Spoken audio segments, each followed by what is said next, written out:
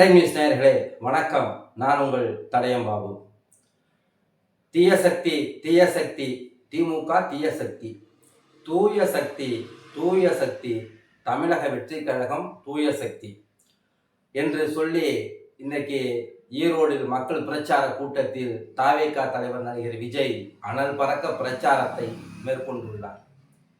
அதற்கு முன்னால் நம்ம அந்த கட்சியிலே சேர்ந்த திரு செங்கோட்டையன் சொல்லியிருக்கிறார், புரட்சி தலைவரை போல இன்றைக்கு நான் புரட்சி நடிகர் விஜயை நான் பார்க்கிறேன். இவர் 234 தொகுதிகளையும் இவர் யாரை கை காட்டுகிறாரோ அவர்தான் சட்டமன்ற உறுப்பினர் என்று அவர் பேசியிருக்கிறார். இது இந்த கூட்டம் திரண்டு வந்தால் தாங்காது என்றெல்லாம் வீரவசனம் அண்ணன் பேசியிருக்கிறார்.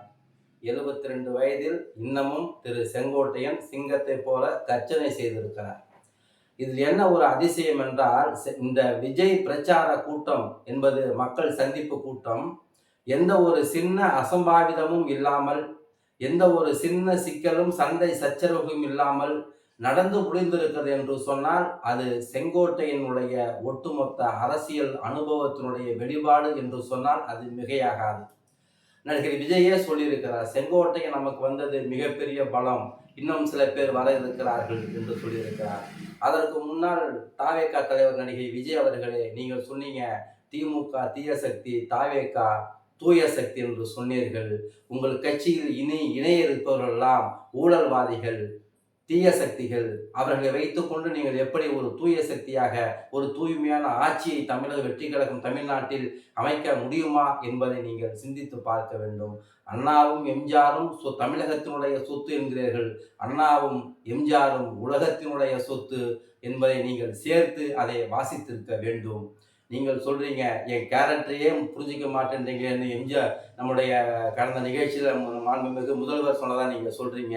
இன்னொன்று சொல்லியிருக்கிறீங்க, எதில் உங்கள் கேரக்டரை புரிஞ்சிக்க முடியல, பொய் சொன்னது இல்லையா, பெண்கள் பாதுகாப்பு இல்லையா, சட்டம் ஒழுங்கு இல்லையா, எதில் உங்கள் கேரக்டரை புரிஞ்சிக்க முடியல என்று நீங்கள் முதலமைச்சருக்கு ஒரு கேள்வி எழுப்பியிருக்கிறீர்கள். அந்த கேள்வி ஒரு நியாயமான கேள்வியாக இருந்தாலும் கூட இப்போதுதான் நீங்கள் அரசியலை கொஞ்சம் பேச இருக்கிறீர்கள். மாவட்டத்து பிரச்சனையை பேசுவது மாத்திரம் அரசியல் அல்ல நடிகர் விஜய் அவர்களே. அரசியலையும் அரசியலாக பேச வேண்டும்.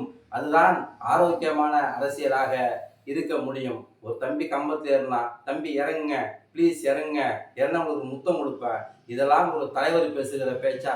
ஒரு தலைவர் எப்படி பேச வேண்டுமோ அப்படி பேச வேண்டும்.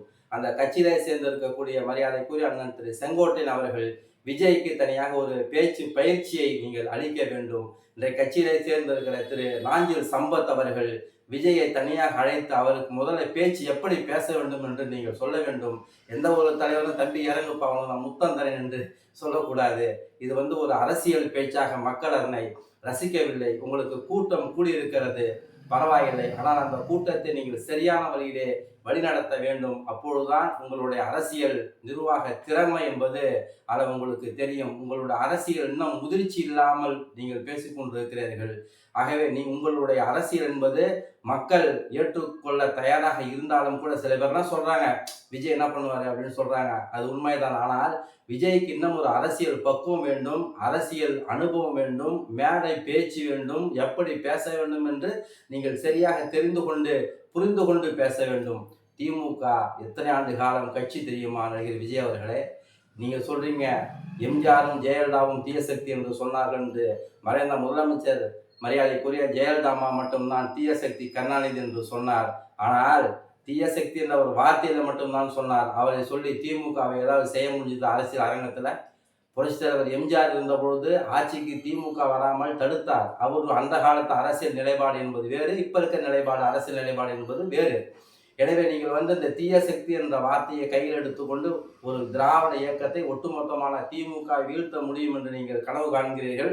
அந்த கனவு பலிக்காது நடிகர் விஜய் அவர்களே. நீங்கள் தெளிவாக அதனை புரிந்து கொள்ள வேண்டும். நீங்கள் உலக அரசியல் வரலாறுகளை நீங்கள் தெளிவாக தெரிந்து கொள்ள வேண்டும். அண்ணாவிற்கு பின் கலைஞர் ஸ்டாலின் போன்றவர் இன்றைக்கு ஆட்சி செய்கிறார் என்று சொன்னால் எத்தனை எதிர்ப்புகளையும் எத்தனை இடையூறுகளையும் தாண்டி இன்றைக்கு திராவிட முன்னேற்ற கழகம் ஆட்சி கட்டில் இருக்கிறது என்று சொன்னால் அவருடைய தியாகம், அவங்களுடைய உழைப்பு அம்மா மிகப்பெரிய ஆழமனம். நீ திமுக கண்டு பாஜகவே பயப்படுது சார். நீ திமுக எப்படிடா ஒழிக்கணும், எப்படிடா அழிக்கணும்னு சொல்லிட்டு பலவாறு திட்டங்களை இன்னைக்கு ஒன்றிய பிஜேபி அரசு போட்டு வராங்க. இடியை விடுறாங்க, சிபிஐ விடுறாங்க, நிதியை கட் பண்றாங்க.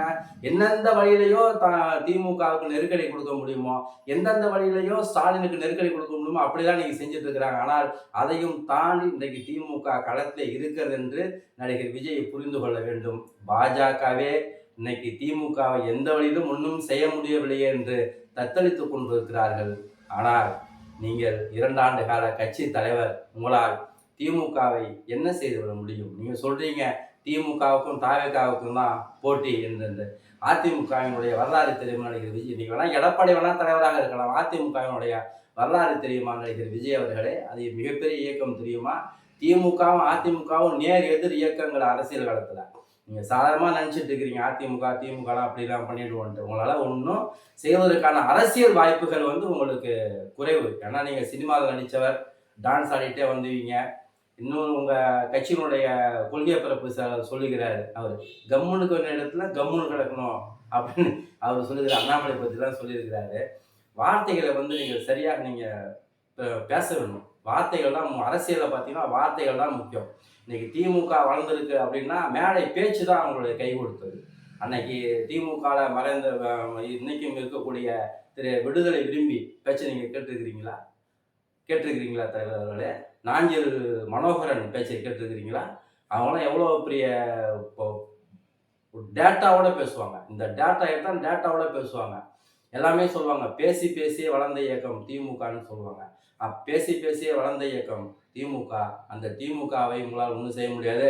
களத்தில் மும்முனை போட்டி தான் திமுக, அதிமுக, தாவேகா. அவ்வளோதான ஒழிய பெரிய ஒரு போட்டினா வேணா சீமான வேணா சேர்த்த 4 முனை போட்டின்னு வேணா சொல்லலாம். அவ்வளோதானே தவிர நீங்கள் தான் திமுக தாவேகாவுக்கு மட்டும்தான் போட்டி என்பது உங்களுடைய அரசியல் எண்ணம் ஒரு நாளும் பலிக்காது. நீங்கள் அவ்வளோ சீக்கிரம் அதிமுக நீங்கள் இட போட வேணாம். தமிழ்நாடு 2026 தேர்தலில் திமுக, அதிமுக தமிழக வெற்றி கழகம், அடுத்தது சீமா. அந்த 4 முனை போட்டி தான் நிகழ்மை ஒழிய நீங்கள் சொல்கிற மாதிரி இருமுனை போட்டிலாம் தமிழ்நாட்டில் இருக்காது.